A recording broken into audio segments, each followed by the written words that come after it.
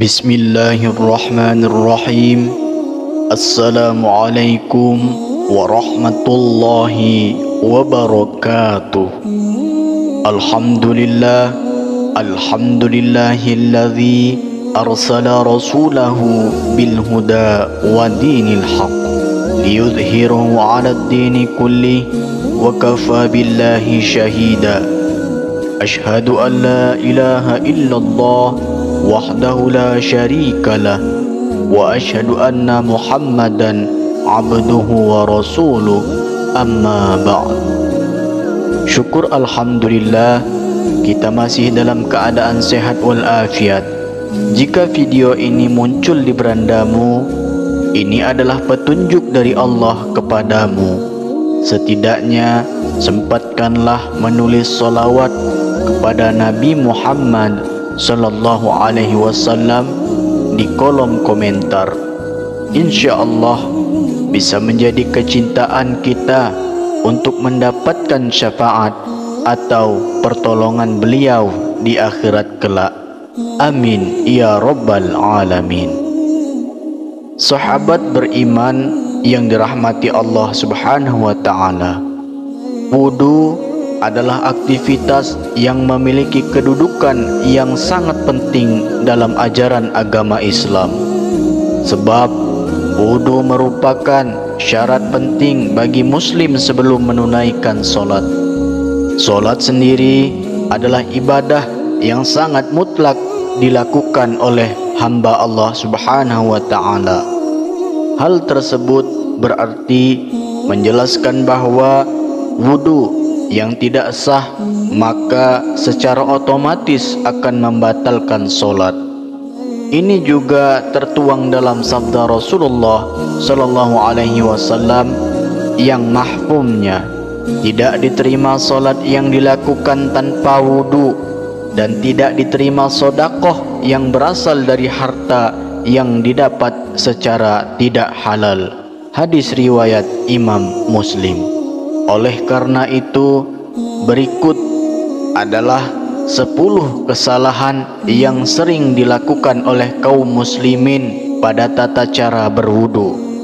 Namun, alangkah baiknya untuk para sahabat yang beriman untuk menyimak terus video ini sampai akhir, agar sahabat semuanya bisa mendapatkan informasi yang utuh dan menjadi penambahnya ilmu dan pengetahuan.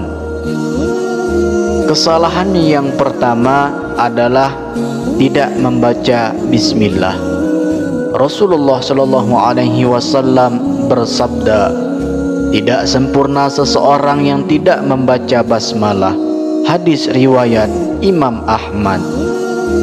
Yang kedua adalah tidak sempurna membasuh anggota wudu. Imam Bukhari meriwayatkan di dalam kitab sahihnya dari Muhammad bin Ziyad, dia berkata, aku mendengar Abu Hurairah radhiyallahu anhu saat itu beliau melewati kami dan orang-orang sedang berwudu. Sempurnakanlah wudu kalian. Sesungguhnya Rasulullah sallallahu alaihi wasallam bersabda, celakalah tumit-tumit yang tidak terbasuh air ketika berwudu dari api neraka. Dari Khalid bin Midan, dari sebagian istri-istri Rasulullah sallallahu alaihi wasallam, sesungguhnya Rasulullah sallallahu alaihi wasallam melihat seorang laki-laki yang salat, sedangkan di punggung kakinya terdapat bagian mengkilap karena tidak terbasuh oleh air wudu, seukuran uang dirham atau uang logam. Maka Nabi menyuruhnya untuk mengulangi wudunya. Hadis riwayat Imam Ahmad dan Imam Abu Daud. Lalu yang ketiga adalah membasuh anggota wudu lebih dari 3 kali. Ini adalah was-was dari setan, karena Nabi sallallahu alaihi wasallam tidak pernah menambah cucian dalam wudu lebih dari 3 kali, sebagaimana sabit dalam Sahih Al-Bukhari bahwa Nabi Muhammad SAW berwudu 3 kali. Maka yang wajib atas seorang muslim adalah membuang semua was-was dan keraguan-raguan yang muncul setelah selesainya wudu, dan janganlah ia menambahkan lebih dari 3 kali cucian untuk menolak was-was yang merupakan salah satu dari tipuan setan. Yang keempat adalah boros dalam penggunaan air. Ini adalah terlarang berdasarkan firman Allah Subhanahu wa taala yang artinya, dan janganlah kalian berlebih-lebihan, sesungguhnya Allah tidak menyukai orang yang berlebih-lebihan. Quran Surah Al-An'am ayat 141 dan Quran Surah Al-A'raf ayat 31. Rasulullah juga bersabda tentang hal ini, janganlah kalian boros dalam penggunaan air. Maka beliau saat berkata, apakah dalam masalah air ada pemborosan? Beliau bersabda, iya, walaupun kamu berada di sungai yang banyak airnya. Hadis riwayat Imam Ahmad. Lalu yang kelima adalah menyebut nama Allah dalam WC atau masuk ke dalamnya dengan membawa sesuatu di dalamnya terdapat zikir kepada Allah. Ini adalah hal yang makruh, maka sepantasnya bagi seorang muslim untuk menjauhinya.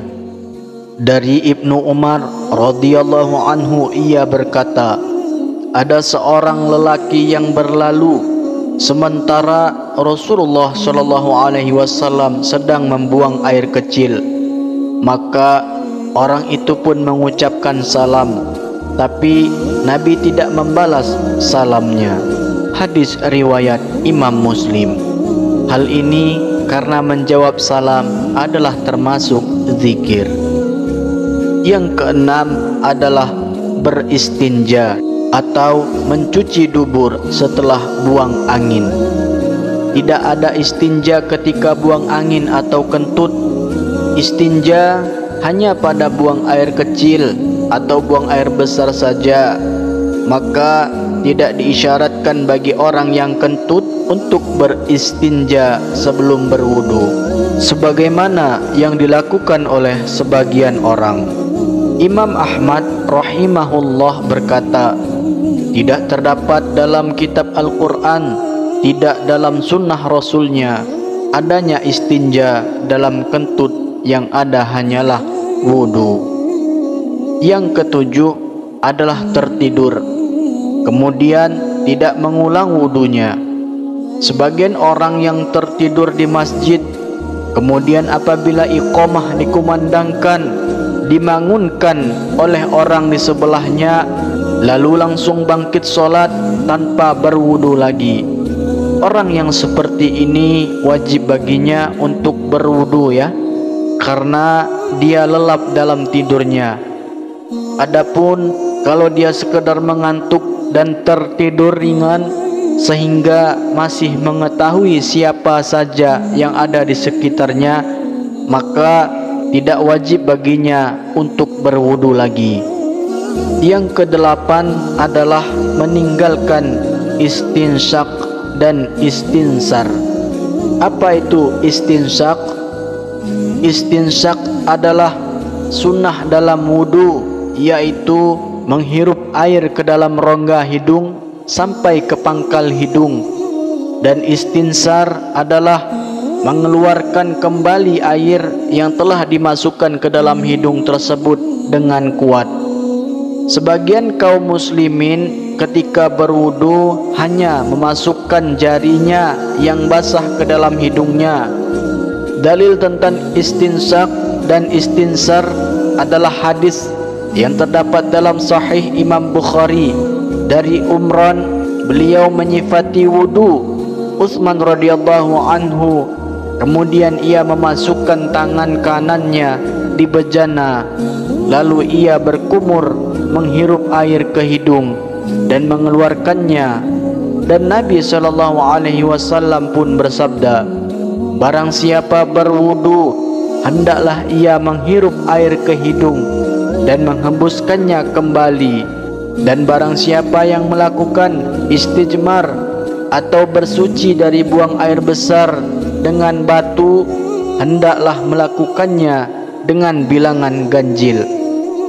Yang kesembilan adalah menganggap mengusap leher dianjurkan, padahal sebenarnya tidak demikian ya. Ia tidak dianjurkan dan tidak termasuk ibadah wudu. Kemudian yang ke-10 adalah berdoa pada saat membasuh anggota wudu. Imam An-Nawawi berkata, doa-doa ini yakni doa-doa pada saat membasuh anggota wudu. Dikatakan tidak ada doa dari Rasulullah SAW pada saat membasuh dan mengusap diri sendiri. Dan doa yang disebutkan dalam hal ini adalah buatan orang yang tidak berdasar. Lalu doa yang diketahui secara syar'i adalah basmalah di awal wudu, mengucap 2 kalimat syahadat di akhir wudu, ditambah dengan doa, ya Allah, jadikanlah aku termasuk orang-orang yang bertaubat, dan jadikanlah aku termasuk orang-orang yang bersuci. Wallahu a'lam bishawab. Sahabat beriman, imam muda yang dirahmati Allah Subhanahu wa taala, semoga Allah memperkenalkan segala upaya kita dalam menyempurnakan ibadah dan menerima segala amalan yang kita lakukan semata-mata hanya untuk mengharap keridhaan Allah Subhanahu wa taala. Amin ya rabbal alamin. Demikianlah, hanya ini yang bisa saya sampaikan. Semoga bermanfaat untuk kita semua. Saya akhiri, billahi taufiq wal hidayah. Wassalamualaikum warahmatullahi wabarakatuh.